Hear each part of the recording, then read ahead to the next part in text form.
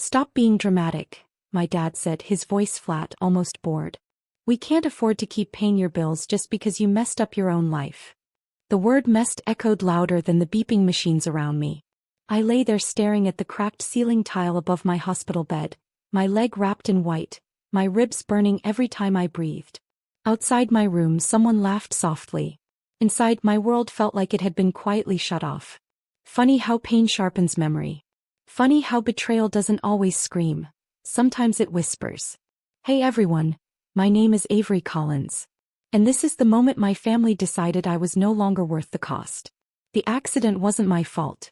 A truck ran a red light. Metal folded like paper. Glass kissed my skin. When I woke up, I didn't cry, I waited. For my dad. For my family. For someone to say, "We've got you."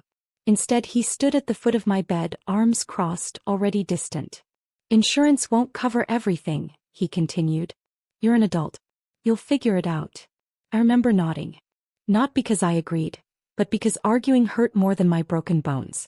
2 days later, while I was learning how to walk again, I heard my brother's engine roar in the hospital parking lot.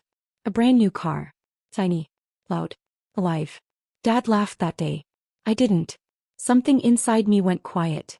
The kind of quiet that happens right before a storm chooses its direction. And as I watched my family drive away without looking back, I made a promise to myself in that sterile white room. If they wouldn't afford my survival, I would learn how to afford my own life. The room smelled like disinfectant and old plastic when my dad left. The door didn't slam. It clicked shut softly, like I didn't deserve noise. I lay there listening to my own breathing, uneven and sharp, counting the seconds between pain and numbness. A nurse came in later, gentle eyes, softer voice. She adjusted my fore and asked, "Do you have someone who can stay with you tonight?" I almost said yes out of habit. Almost. Instead, I shook my head. That was the first honest thing I'd done in days. The bills started arriving before I could even stand properly. Envelopes stacked on the little table beside my bed like quiet threats. Hospital. Physical therapy. Medication. Numbers so big they didn't feel real, until I imagined my dad signing the check for my brother's car. Leather seats. 0 miles. Full tank. While I learned how to take 3 steps without screaming. My brother didn't visit. Not once. He texted a photo instead, him leaning against the hood, grinning. Dad surprised me. "Isn't she beautiful?" I stared at that message longer than I should have. Then I turned my phone face down. That night I cried without sound. Not because of the pain, but because I finally understood the rules of my family. Love was an investment, and I was a loss. So when the discharge nurse told me I needed help at home, I smiled and said I'd manage. I signed papers with shaking hands and wheeled myself out into the sunlight alone. No one came to pick me up. I took a rideshare, biting my lip every bump in the road, telling myself something new with every mile. This is what abandonment looks like. And this is where I start remembering every single detail. The driver helped me up the steps to my apartment, then left without asking questions. The door closed behind me and the silence hit harder than the crash ever did. I stood there, leaning on my crutch, staring at a space that suddenly felt too big for one broken person. The couch was where I'd fallen asleep so many nights after long shifts. The kitchen still smelled faintly like coffee. Normal life. Frozen in place while mine had derailed. I lowered myself onto the couch inch by inch, sweat gathering at my temples. My phone buzzed. For half a second my chest tightened with hope. Maybe he'd reconsidered. Maybe this was the moment he'd say I was wrong. Instead, his message was short. "Your brother needs help with the insurance on the car. Can you spot him for a bit?" I laughed. A dry, cracked sound that startled even me. I stared at my leg, still swollen, still bruised purple and yellow like a map of damage. I thought about the bills on my counter. The unpaid rent notice taped to my door that morning. The way my hands shook when I tried to stand.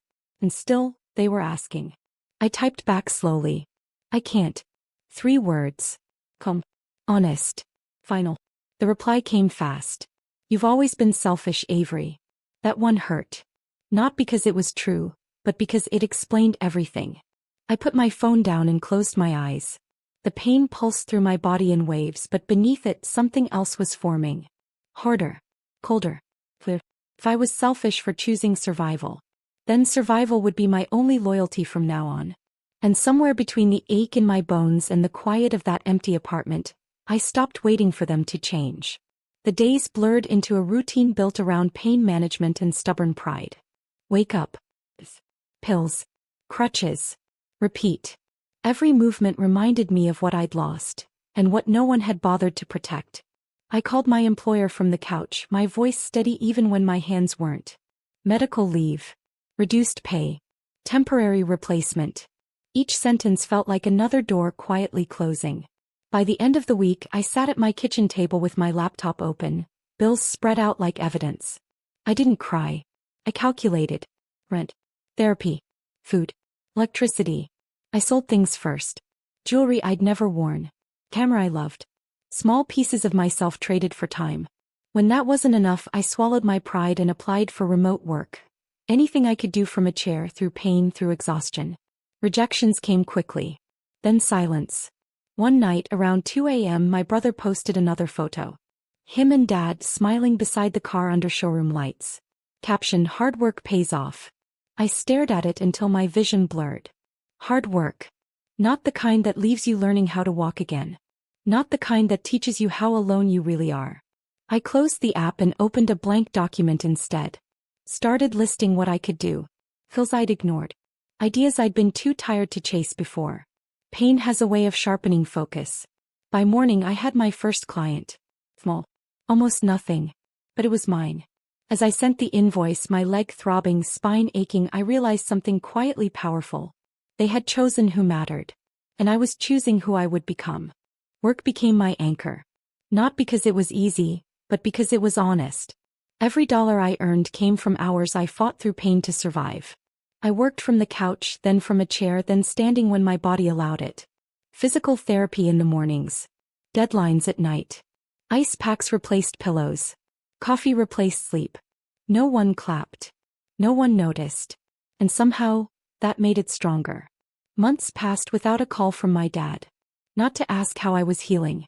Not to ask if I could walk without help. Silence became their most consistent gift. Until the night my phone rang. Dad's name lit up the screen like a ghost.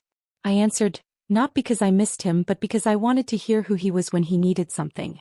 Avery, he said, softer now. Your brother's having trouble.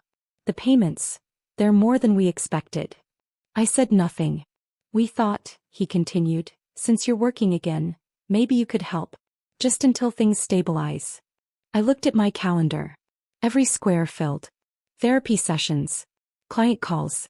Due dates. My life, built brick by brick without them. I pictured my hospital bed. His crossed arms. The way he'd said figure it out. I already did, I replied. There was a pause. Heavy. Uncomfortable. You've changed, he said. I almost smiled. Yes, I thought. That's the point. Because somewhere between being abandoned and surviving anyway, I'd learned a truth they were just beginning to understand. The daughter they refused to invest in was no longer affordable to control. Silence followed my answer, the kind that stretches hoping you'll backtrack. I didn't. Dad cleared his throat. You don't have to be cold about it. I looked down at the faint scar along my leg, still angry pink against my skin. I remembered the hospital lights. The bills. The ride home alone. I learned from the best, I said and ended the call. That night I slept without painkillers for the first time. Not because I didn't hurt, but because my chest felt lighter. Work kept growing. One client turned into 3. 3 into referrals. I reinvested everything. New software. Better equipment. Long nights fueled by quiet determination. I wasn't thriving yet, but I was no longer drowning. Then came the knock. I opened my apartment door to find my brother standing there, keys in hand, confidence cracked around the edges. Hey, he said, forcing a smile. Dad said you might help. I leaned against the door frame, steady on my feet now. Stronger. He glanced inside, taking in the modest upgrades. The standing desk. The framed certificates. Evidence. I just need a little, he added. Family helps family, right? I studied his face, the same one that never showed up. Never called. Never asked. No, I said calmly. Family shows up when it's inconvenient. His smile vanished. As I closed the door I felt it, not guilt, not anger, but certainty. They had mistaken my recovery for weakness. And they were about to learn the difference. The messages started after that. Not angry, strategic. Carefully worded like apologies that never actually said sorry. We didn't know how bad it was. We were under pressure too. You're strong, Avery. You always have been.